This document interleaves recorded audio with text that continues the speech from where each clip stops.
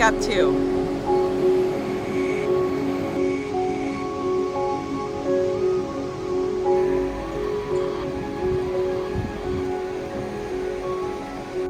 We are filling up in Green River, Utah. We're gonna miss the desert, we really are. And then we'll be going into Colorado, probably in a couple hours.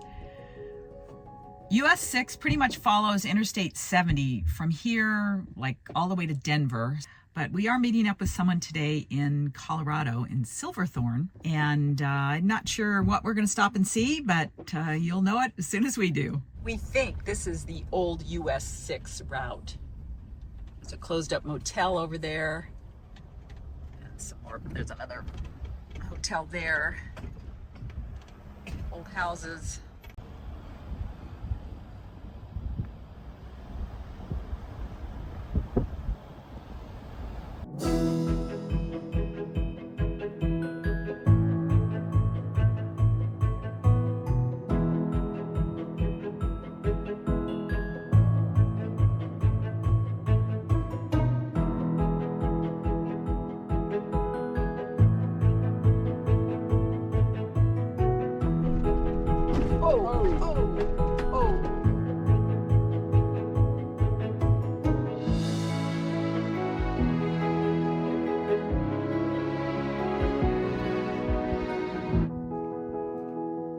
What a beautiful sight. About 30 miles east of Green River are the Sago Canyon Rock Art spot. It's about 5 miles off of US 70.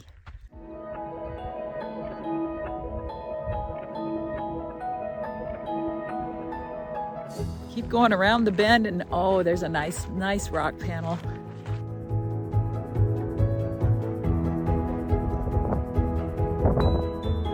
And there's more we spotted across the road.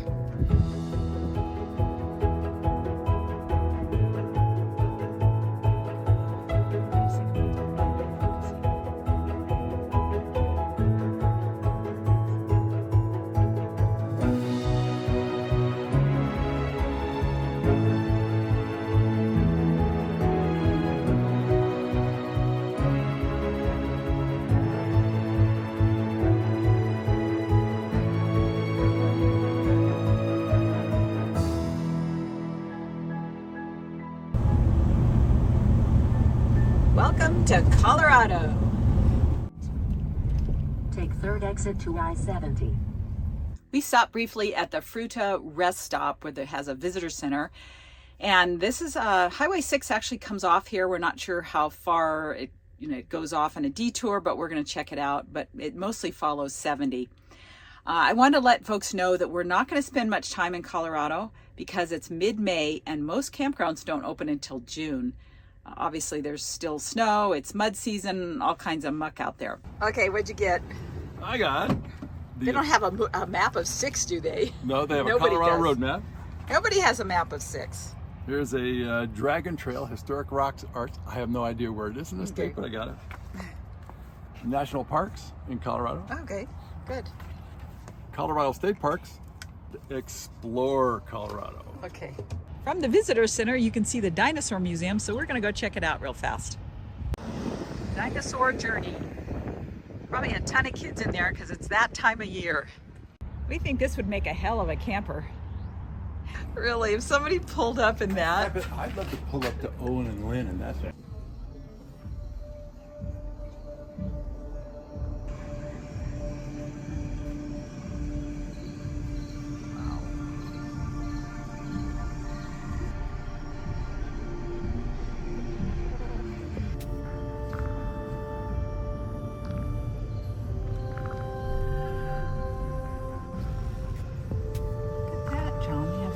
Sets of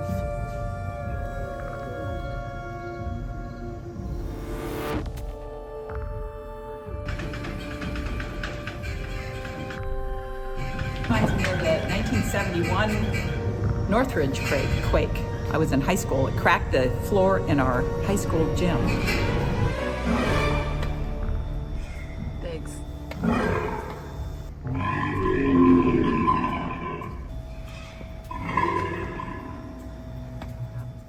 think we're right off of 340. We go up here, we can hit 6, and it'll take us back in through here, all the way through Grand Junction. Okay.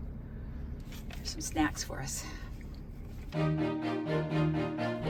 US 6 was once humorously described as running uncertainly from nowhere to nowhere, scarcely to be followed from one end to the other except by some devoted eccentric. This is largely due to the interstate highway system that gutted small towns across America. The small towns that remain are certainly not nowhere. They offer interesting stories to all who prefer to take the road less traveled.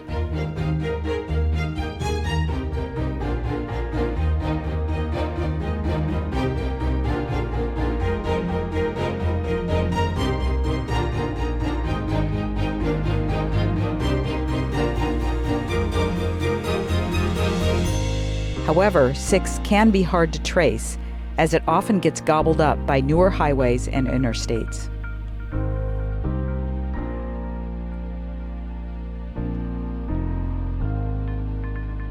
You could spend weeks in Colorado, so we've already decided we're going to come back in the fall, maybe not this fall, but one of these falls, and spend some time exploring this area because there's just too much to see and do.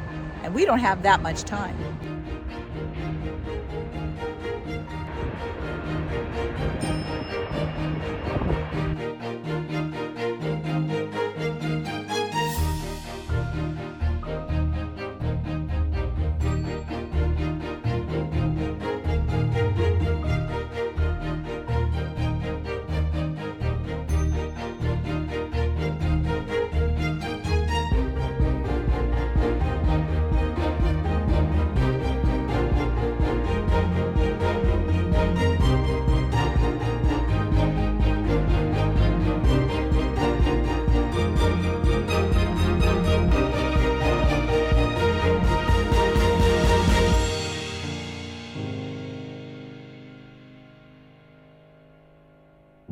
We are booking it out of Colorado today. Got up super early because there's a big storm coming, expecting up to a foot of snow in the mountains. We stopped in Silverthorne for the night at the invitation of one of our viewers. Thank you, David and Tanya. That was really swell of you to put us up in your parking lot because there was nothing. It is early in the season, and in fact, the campgrounds here don't open for another 2 days. We may see some wild temperature swings today. It was around 40 degrees last night, and then today, before the storm comes in, it's supposed to be like 93 down in the valley. 11,158 feet.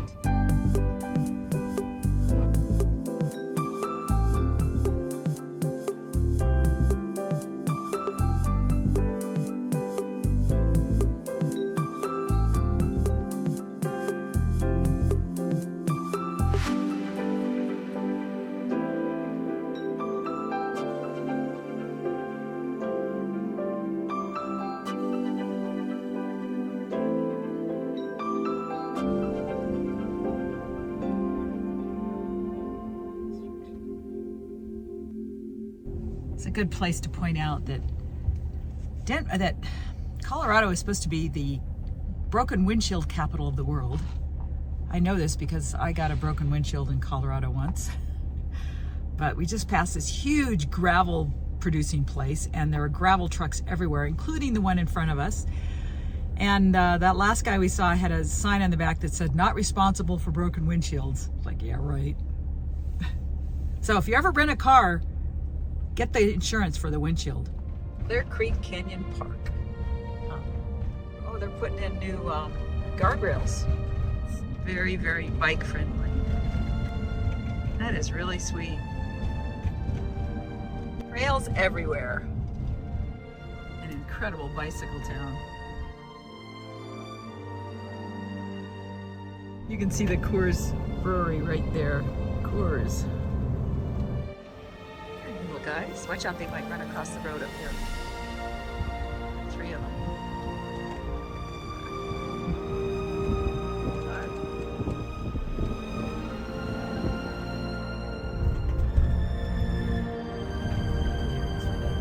Flattest spot of the canyon.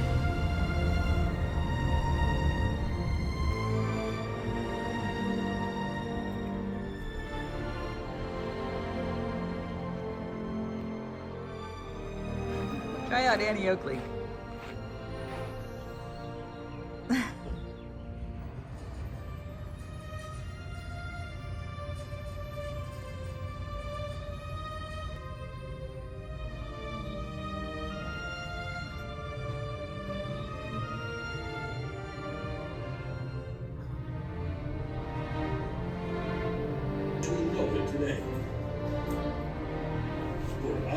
I love it when a place completely changes my perspective on someone, and I think that video just did.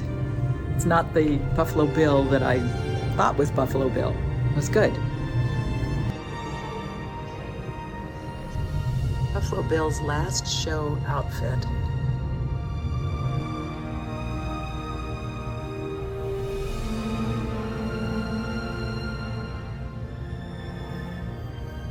The Cody American Legion post offered $10,000 reward to anyone who would steal Buffalo Bill's body. That's incredible. So Colorado had to station a National Guard troop around it. Wow. Woody, Toy Story. I don't think so. Moccasins owned by Sitting Bull's wife. There's the cast photo, John. From 1908. Stop.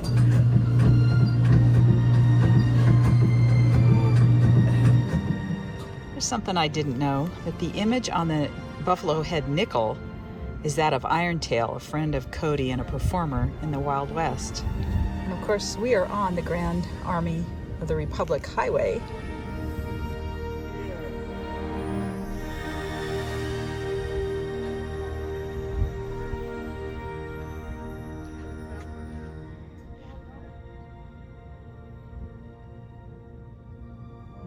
Will said bury him in Cody, Wyoming, but at the last minute he changed his mind, and that's why the controversy over where he's buried.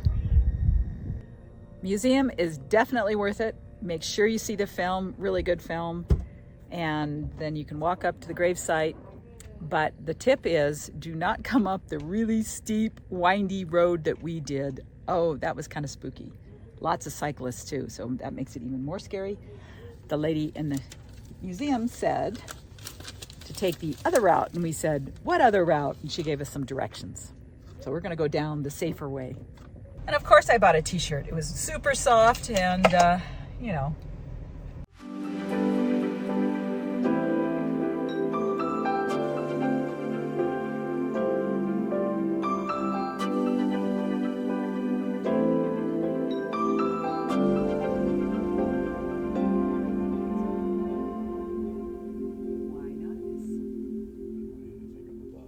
We are in Sterling, Colorado, where the Overland Trail Museum is, and we're gonna take a look.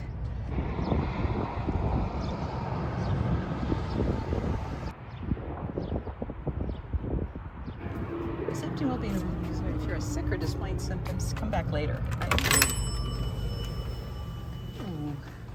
Hi. It's all petrified wood. Back there, but then all this is just river rock above it, obviously, Yeah. same with the other walls. When they built this as a WPA project, Yeah. they used local rock, and this was supervised by stonemason Thomas Rapp, along with WPA employees. It's one of the last phonographs in terms of Amarillas, or one of the last sort of major ones made by the Edison Company. Wow, is that made out of wax? It's sort of a plastic. The Okay. original ones were literally wax in the Okay. 1880s. You can only play them about 100 times. So Amarillas were made until about 1920, and they made cylinders until about 1923.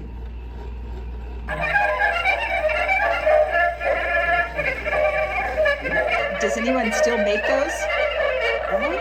There's a few manufacturers who'll make them for you special, but they're a different price point. Yeah. I haven't seen if anyone's tried a 3D printer on them yet. I feel like they're getting close enough, but I don't know if the technology's there yet. Okay. So most modern libraries, like I know UC Santa Barbara has a collection, they use a laser reader. Like they have a thing where they put it on a metal thing, and the laser reads the grooves and just reproduces the sound that way. Oh, So interesting. it doesn't degrade it, because the original ones, the wax ones, can be played a couple, maybe 100 times or so. These ones can be played only a few thousand before the needle digs out the grooves. Wow. And then over here you have A a... 1912 Victrola. Okay. So it cost no less than $200 at the time, or about $2,000 to $3,000 today. Oh my gosh. So it's also entirely mechanical. So you'll notice the heavy arm and the needle, so you can't play modern records on this one because it'll just dig out the grooves. Oh. Because it's and it becomes entirely mechanical. Audio control is just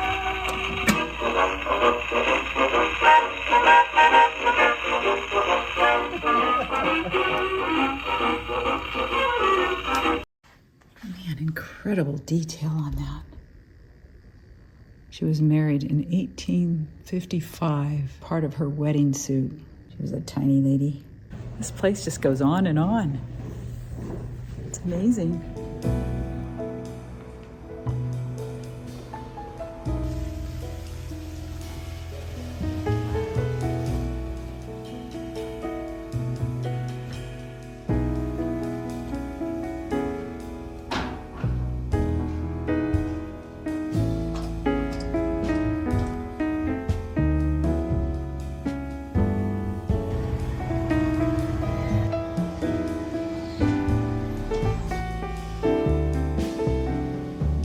It was 17 6/10, not 9/10. Where did the 9 come from?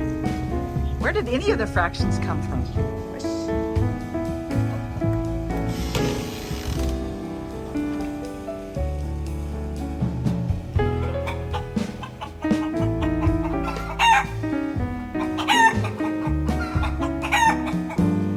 This is the museum that keeps on giving.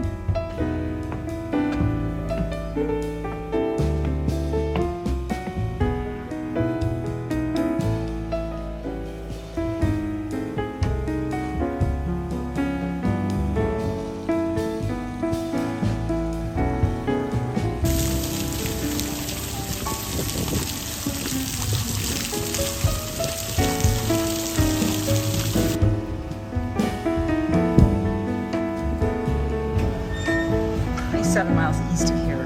Wow. Oh my gosh. Wow. It's just loaded with awesome stuff. Yes, there's Prince Albert in a can. Get him out.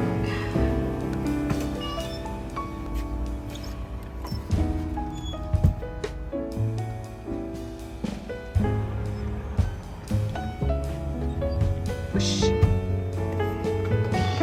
at all the brands, John.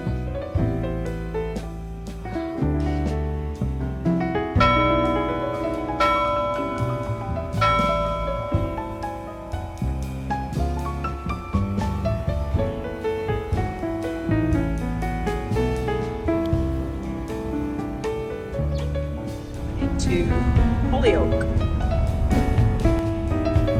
In a quarter mile, turn left onto Fairground Road. County Fairgrounds Complex.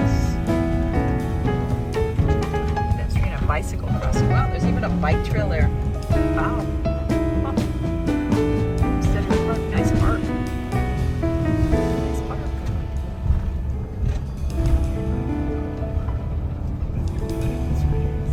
We will. Go over and see that little waterfall over there. Play park. It was in the 90s yesterday in eastern Colorado. Right now it's in the low 40s. You get these huge temperature changes here. But this storm came in yesterday. It was blowing really hard. Thankfully, we found a nice little spot to stay in a fairgrounds in Holyoke. If you're ever along Route 6, not that more than 2 of you ever will be, but it's a great spot, full hookups, and it was a great spot to weather out that little storm. Obviously, we're heading east toward Lincoln. I have a friend in Lincoln we're going to stop and see. And along the way, we'll hopefully see a couple of other interesting things because this trip has been such a surprise. So much to see and do. Yesterday, we really enjoyed the museum in Sterling. I won't try to remember what it's called. I'll put it on the screen. But it was really interesting. If you're ever on Interstate 76 where it merges with 6, that is a great spot to stop. Lots of great history there and displays. Now I'm going to make a little breakfast before we pack up and leave. Ah!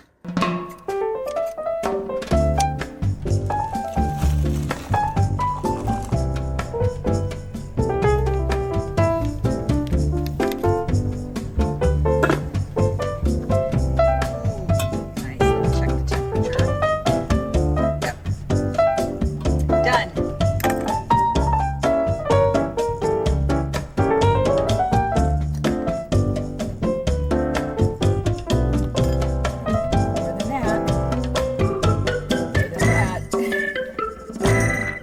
As Homer Simpson would say. That's what he says. Ready for me to hold it down? Hold down for it.